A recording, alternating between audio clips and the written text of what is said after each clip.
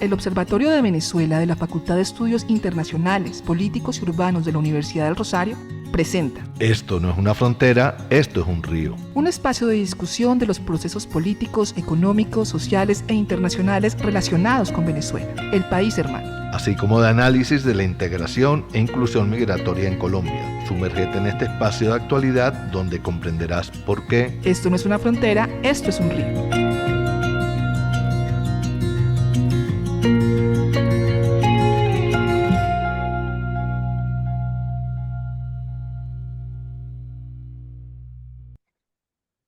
Les damos la bienvenida a Esto no es una frontera, esto es un río, programa del Observatorio de Venezuela de la Facultad de Estudios Internacionales, Políticos y Urbanos de la Universidad del Rosario, programa que se hace en colaboración con la organización civil Diálogo Ciudadano Colombo-Venezolano y la organización defensora de derechos humanos Alerta Venezuela. Continuamos en este ejercicio de convertir Esto no es una frontera en un video podcast. Ya pueden encontrar nuestros episodios a través del canal de YouTube o, como siempre, a través del canal de la emisora del Rosario en Spreaker o en Spotify. Para el día de hoy vamos a abordar algunas de las diferencias que se están dando en el marco de la crisis venezolana. El pasado domingo 28 de julio se realizó en el hermano país las elecciones y han pasado varias cosas a lo largo de esta última semana. Para ello me encuentro con el presidente de la organización Diálogo Ciudadano, Tchomin Las Heras, y además investigador principal del Radar Colombia-Venezuela que desarrollamos conjuntamente con la Fundación Konrad Adenauer. Tchomin, bienvenido. Hola Ronald, placer estar aquí con todos ustedes y toda nuestra audiencia. También me encuentro con la profesora María Clara Roballo, investigadora del Observatorio de Venezuela, responsable de la línea de investigación sobre temas migratorios y la investigadora principal de la bitácora migratoria que también se desarrolla conjuntamente con la organización, con la Fundación Konrad Adenauer. Profesora María Clara, bienvenida. Muchas gracias, Ronald. Un saludo para ti, para Shomin y para nuestra audiencia. Habitualmente en Venezuela se suelen dar unas fechas muy puntuales en las cuales se han desatado crisis, situación muy compleja, violación de derechos humanos. El régimen en diferentes momentos presiona al máximo a la sociedad venezolana. Lo hemos vivido en procesos electorales, en momentos de ascensión presidencial, en coyunturas específicas. En este caso, pues las elecciones han sido el momento o el detonante de una crisis. Y quisiera empezar con Chomin preguntándole un poco ¿cómo se diferencia en el caso del gobierno de Nicolás Maduro el comportamiento de la oposición? ¿Cómo ha respondido la oposición a esta coyuntura frente a otras coyunturas que hemos vivido en el pasado en el hermano país? Chomin. Sí, Ronald, la diferencia fundamental, ¿verdad? Del rol que ha jugado la oposición en esta oportunidad respecto a otras, creo que es el consenso que ha habido entre la gran mayoría de los factores políticos, y no todos, en hacer la ruta electoral. En anteriores comicios había muchas diferencias en la oposición respecto a esto y había sectores importantes por lo demás, en unos momentos más que en otros, pero había sectores que denigraban de la ruta electoral y decían que no se iba a llegar a ningún lado por esto, porque el régimen siempre iba a encontrar la forma de revertir cualquier resultado favorable. Incluso cuando hablamos de esto, creo que es importante señalar que la actual líder de la oposición, María Corina Machado, en anteriores citas electorales, también tuvo una actitud, digamos, abstencionista importante, que lo que tuvo gran peso en la división con la que la oposición o se presentaba, digamos, frente a estos comicios, ¿no? Entonces, en esta oportunidad, es quizá un poco una ironía de la historia que una de las personas que tuvo, digamos, actitudes y posiciones abstencionistas más importantes, como fue María Corina Machado, sea ahora la líder de la oposición y esté comandando, digamos, justamente la vía electoral y defendiendo esta vía como la mejor para poder derrotar a Nicolás Maduro, ¿no? Entonces, bueno, el consenso en torno a la vía electoral creo que es la gran diferencia que marca estas elecciones respecto a citas electorales anteriores, Ronald. Gracias, Chomin. Quisiera preguntarle a la profesora María Clara respecto a cómo se ha visto el fenómeno de movilidad humana, el fenómeno migratorio en los diferentes momentos, en las citas electorales que se han dado en el marco del gobierno de Nicolás Maduro. La elección que gana en 2013 y que le permite ascender a la presidencia después de la muerte de Chávez, la elección de 2018 en la cual no participa la oposición, pero en Colombia veíamos en ese momento los caminantes por las carreteras y fue incluso un tema de la campaña también cuando coincidieron las campañas de Colombia y Venezuela, y esta elección, la que sucedió ya la semana pasada en Venezuela en 2024, ¿cómo han sido los momentos para el fenómeno de movilidad humana del hermano país? Bueno, pues en efecto, en los últimos 10 años, que ha sido tal vez los años más duros de la crisis migratoria, pues vemos una relación con esos flujos, con momentos electorales en Venezuela, con momentos electorales que han sido precedidos por grandes marchas o que las grandes marchas han sido consecuencia de esos momentos electorales. Entonces, en un momento tenemos el 2013, en un momento muy complejo también de muchísima incertidumbre en Venezuela, ante un cambio de gobierno por la muerte de Hugo Chávez, llega Nicolás Maduro y allí había mucha incertidumbre, pero también las condiciones sociales de Venezuela empezaban a generar un malestar en la sociedad. Desabastecimiento, Hugo Chávez empezaba a quedarle mal a ciertos sectores, entonces había crispación en el sector de los profesores, los estudiantes empiezan a marchar, tenemos las marchas significativas del 2014, en donde por primera vez el oficialismo, especialmente la Guardia Nacional, responde violentamente hacia una sociedad marchante en pro de sus derechos.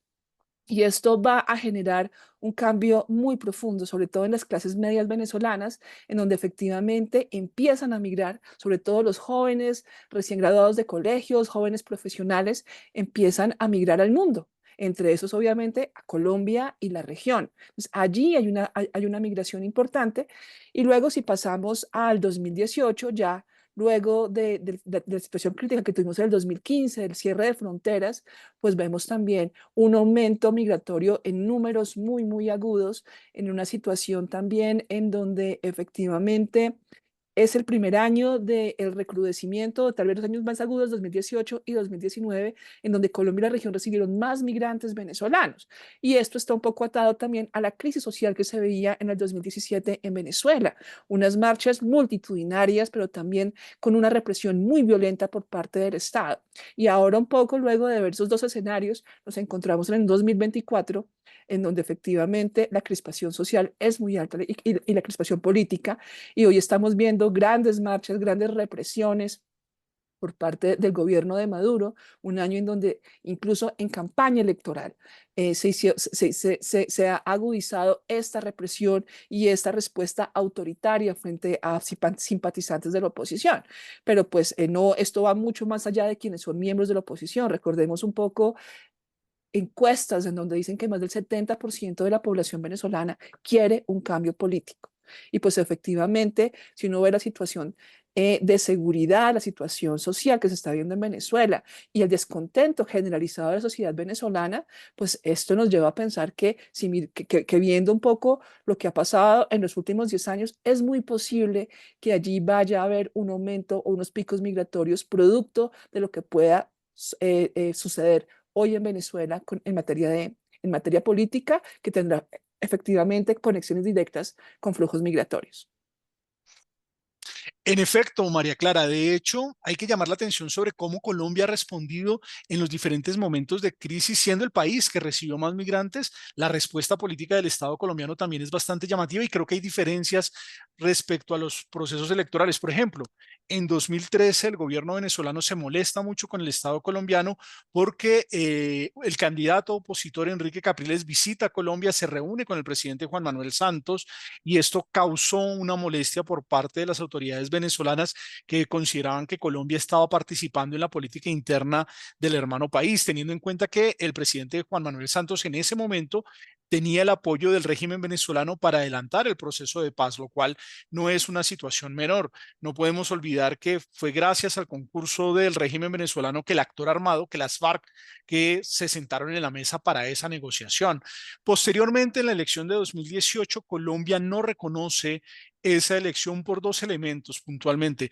Para Colombia, la Asamblea Nacional Constituyente, que invalidó el papel de la Asamblea Nacional del Parlamento venezolano, que en ese momento era de mayoría opositora, fue un momento muy tensionante. Colombia en esa elección no reconoce los resultados que le dan la victoria a Nicolás Maduro sobre Henry Falcón, el candidato de la oposición o uno de los pocos candidatos que se presenta por la oposición, porque en esa elección, como nos lo referenciaba Chomin, la oposición no va a participar como lo está haciendo hoy. Esta participación es muy diferente a la de ese momento.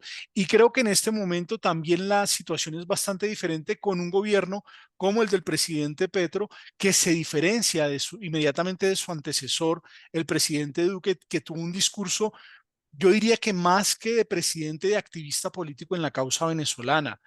No podemos negar la disponibilidad y la disposición que tuvo el presidente Duque frente al tema migratorio, pero en materia política la situación fue muchísimo más compleja porque rompió lazos de comunicación con el régimen. Uno puede tener diferencias y no compartir el modelo político del régimen venezolano, pero es necesario mantener canales de comunicación, sobre todo por lo que vienes abordando del tema migratorio y la presencia también de colombianos en territorio venezolano. Entonces, la respuesta de Colombia ha sido diferente desde los intereses que teníamos en el marco de la negociación a principios del gobierno de Nicolás Maduro, la diferencia fundamental que tuvimos con el régimen por el cierre democrático, como lo hemos dicho ya en otros programas, o como yo lo he dicho en otros programas, el régimen venezolano se considera dictadura desde 2017, desde el 1 de mayo, cuando anuncia esta Asamblea Nacional Constituyente. Muchos politólogos lo clasificamos así, y en este momento el papel de Colombia se está marcando, digámoslo, en un contexto en el cual las izquierdas democráticas, el gobierno de Brasil, el gobierno de Colombia y el gobierno de México son los países que pueden generar presión al régimen para que no haya una escalada en violación de derechos humanos. Yo creo que la mayor responsabilidad en este momento por parte del gobierno colombiano, que como lo dijo el presidente a lo largo de la semana, tiene comunicación con Nicolás Maduro, es que cada vez que se den incidentes de violación de derechos humanos, hacerle sentir al régimen que esos incidentes afectan la relación. Colombia no puede mantener relaciones simplemente pasivas con el régimen venezolano, sino que tiene que llamar la atención cuando se da violación de derechos humanos para que el régimen sienta que no puede actuar tan impunemente, sobre todo cuando el número de muertos crece y el número de detenciones crece, y como lo señaló Chomin en su artículo en El Espectador, la arremetida del régimen cada vez es más cruel. Yo quisiera, María Clara, preguntarte un poco si Colombia está realmente preparada para recibir flujos migratorios a la dinámica de la crisis. Recordemos que en 2021 varios migrantes venezolanos salieron cuando se dieron confrontaciones en Venezuela entre grupos armados. ¿Está Colombia preparada para recibir una oleada migratoria? Bueno, saber si estamos preparados para recibir un pico migratorio es una gran pregunta que nos estamos haciendo, y es que efectivamente ante la situación tan aguda que se está viendo en Venezuela es un escenario bastante previsible. Yo diría que no hay una respuesta única hacia esta pregunta, o lo diría más bien es, hoy Colombia está más preparada que lo que estaba hace 10 años, pero menos preparada de lo que estaba hace 2 años. Explico un poco esta respuesta. Hace 10 años no teníamos política migratoria, no teníamos una capacidad de respuesta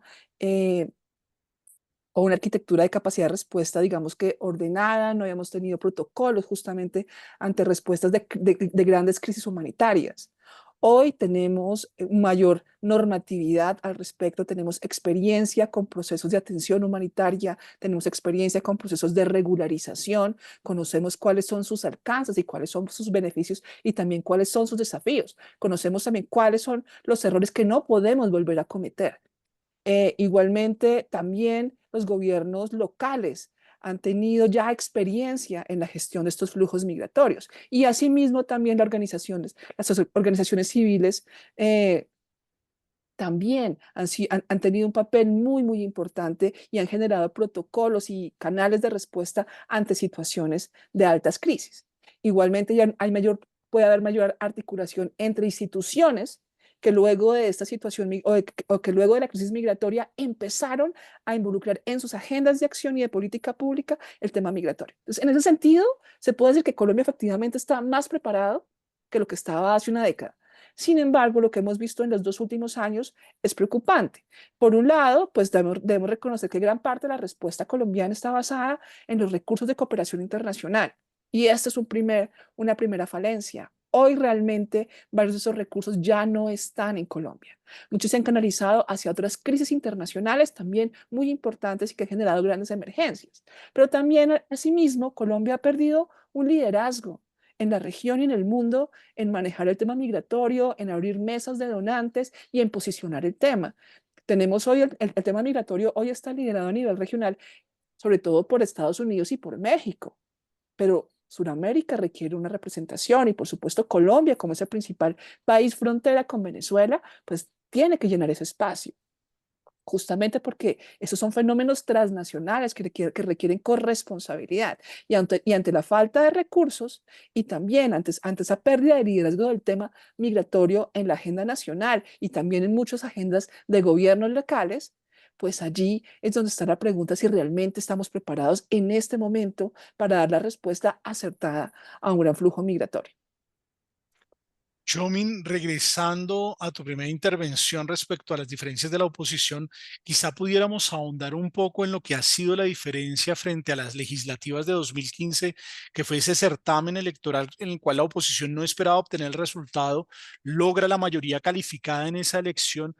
¿Qué diferencia hay entre el proceso del 2015, donde la oposición gana, y este proceso donde la oposición vuelve a ganar, pero el gobierno no está reconociendo esa victoria? Sí, las diferencias entre las elecciones que acaban de suceder el 28 de julio y procesos anteriores electorales donde la oposición venció son, creo yo, las siguientes.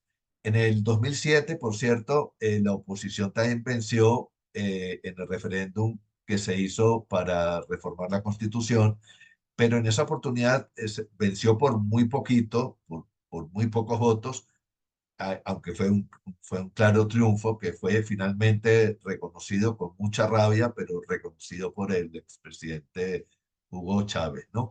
Luego, en el año 2015, la oposición vence claramente al gobierno en las elecciones legislativas de ese año, pero la representación que tenía la oposición en el Parlamento por cómo está hecho el sistema electoral venezolano era superior a los votos que había tenido. Esto hasta ese momento, eso siempre favorecía al gobierno, al sector oficialista, al chavismo, pero en esa oportunidad la oposición, teniendo un claro triunfo, tuvo una representación muy grande en la Asamblea Nacional que le otorgó una mayoría calificada en aquel momento que fue por lo demás desconocida por el chavismo también en esa oportunidad y eso generó luego toda una crisis política que llevó al chavismo a convocar una Asamblea Nacional Constituyente nuevamente, que no ejerció como Asamblea Constituyente, sino como contrapeso un poco a esta Asamblea que había ganado la oposición.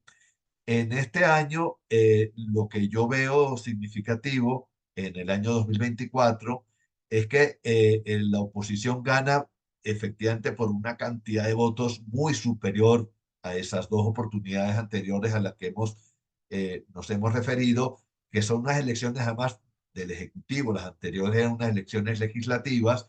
Esto significa desplazar del poder significa desplazar del poder al chavismo, ¿no? Entonces, y también hay un elemento en este gran triunfo de la oposición en que muchísimos votantes del chavismo en el pasado, en esta oportunidad descontentos con la gestión de Nicolás Maduro, terminan votando de manera masiva en estas elecciones por la oposición. La relación, a grosso modo, es 70% a favor de la oposición, lo que es una cifra brutal, muy grande, y 30% para el chavismo.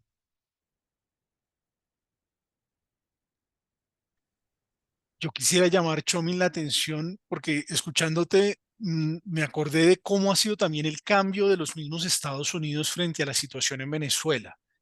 En el caso venezolano, los Estados Unidos son un actor permanente, lo ha sido a lo largo de estos 25 años de Revolución Bolivariana, pero particularmente uno podría encontrar una diferencia muy fuerte, muy marcada entre lo que fue el proceso del último certamen electoral del 2018 y este certamen electoral de 2024.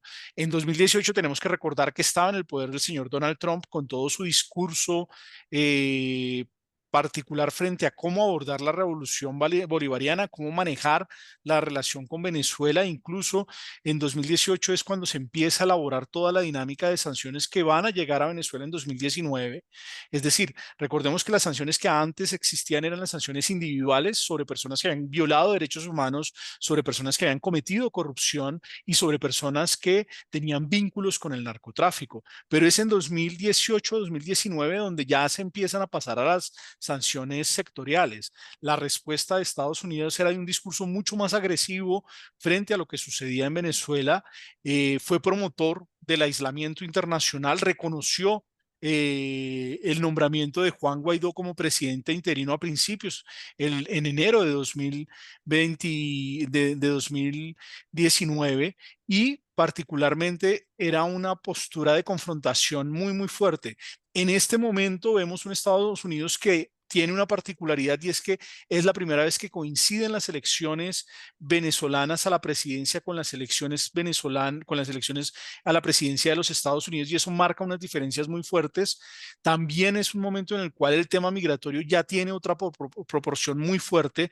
En el caso de 2018, la migración venezolana era una migración que migraba hacia el sur, migraba hacia Colombia, hacia Chile, hacia Bolivia, hacia Perú, Ecuador. En este momento tenemos la ruta del Darién. Más adelante me gustaría preguntarle un poco la resonancia que tiene el tema electoral a la profesora María Clara, porque ese es un tema que está ahí, y particularmente el comportamiento ha sido un comportamiento desde los demócratas donde le dan prelación al tema migratorio por encima incluso del tema político y del retorno a la democracia en Venezuela.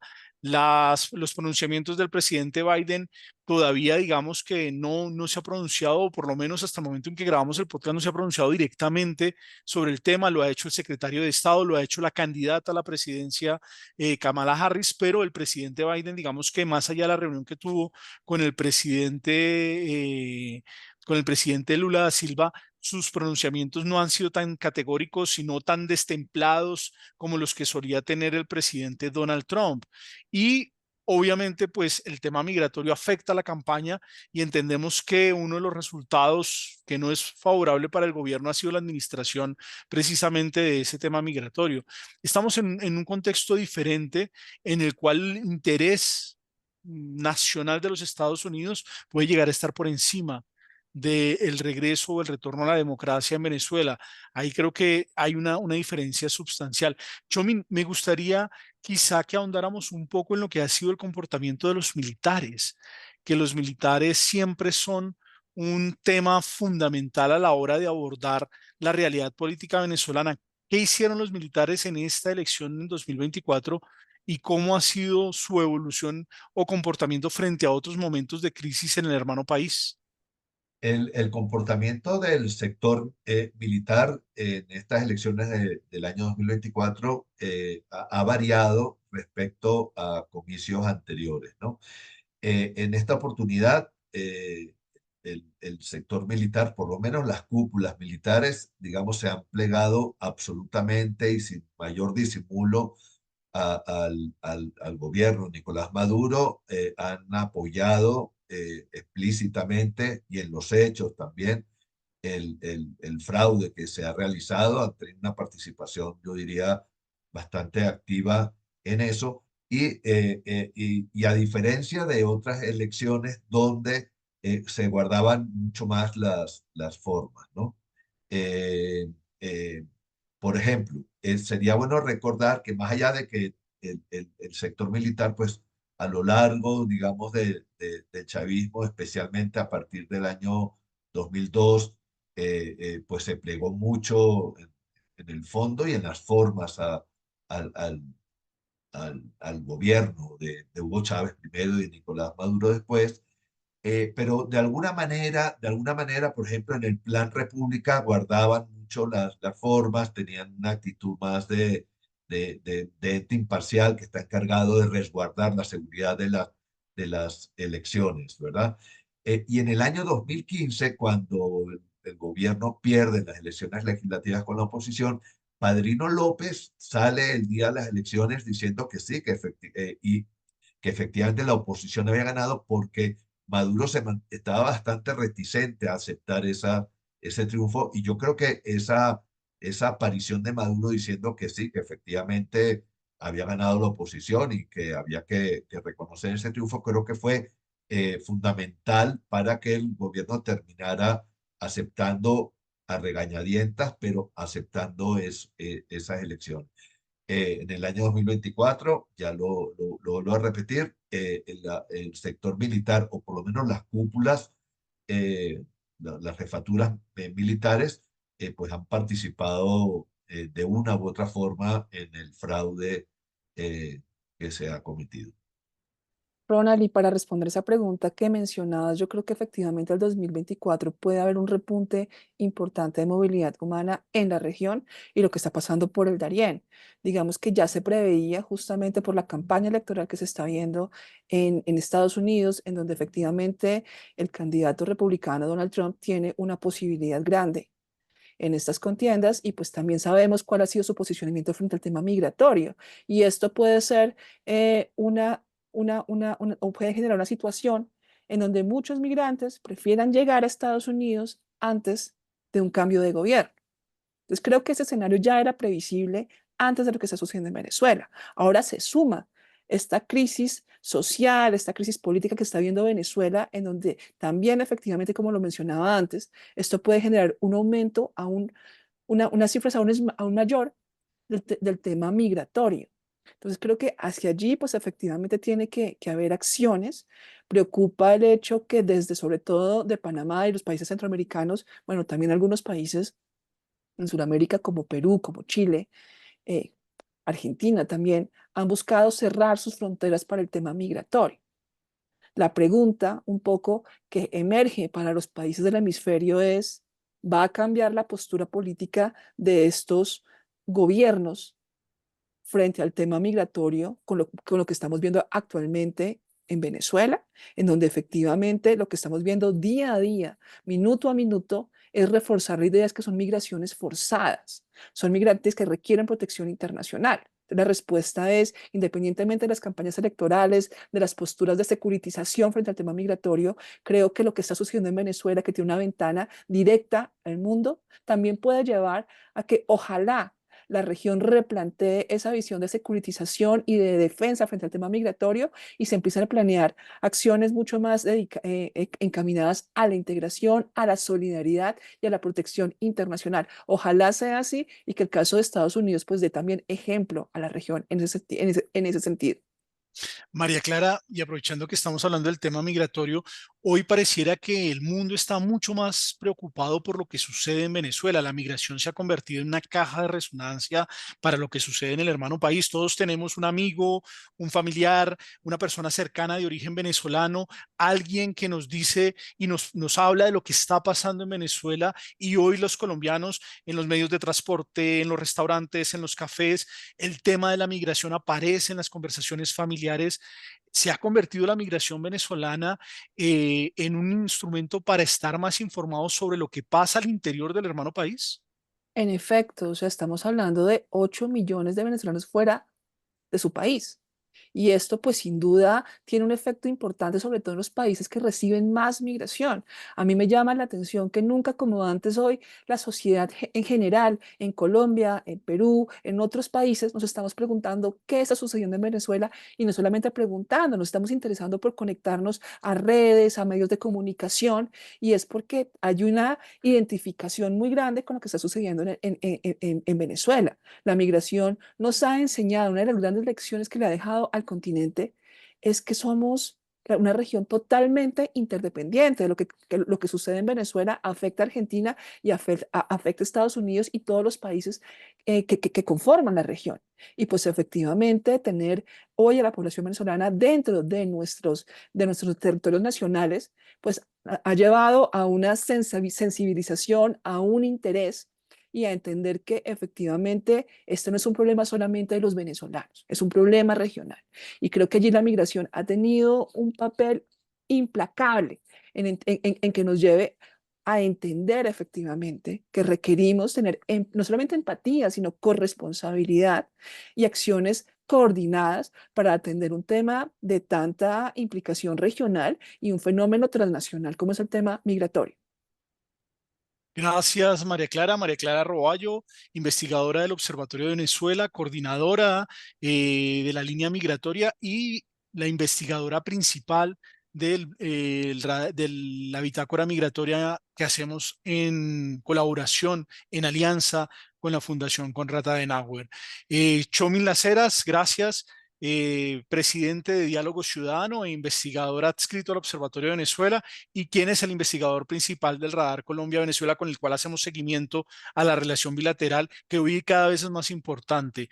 Hasta aquí esta parte de Esto no es una frontera, esto es un río. En los controles, como siempre, nos acompañó Nelson Duarte. En la dirección de la emisora de la Universidad del Rosario, Mario Castro. Los invitamos a consultar los diferentes productos del Observatorio de Venezuela en nuestras redes sociales, así como algunas participaciones que tenemos por parte del equipo en diferentes medios de comunicación, tratando de hacer un poco de pedagogía y de difusión del conocimiento sobre lo que está pasando en la crisis.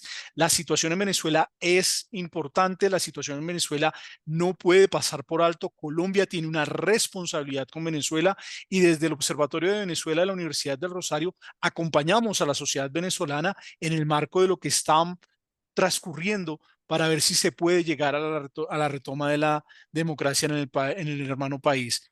Los dejamos con la siguiente parte de Esto no es una frontera, esto es un río. El Observatorio de Venezuela de la Facultad de Estudios Internacionales, Políticos y Urbanos de la Universidad del Rosario presentó Esto no es una frontera, esto es un río. un espacio de discusión de los procesos políticos, económicos, sociales e internacionales relacionados con Venezuela, el país hermano, Así como de análisis de la integración e inclusión migratoria en Colombia. Sumérgete en este espacio de actualidad donde comprenderás por qué Esto no es una frontera, esto es un río.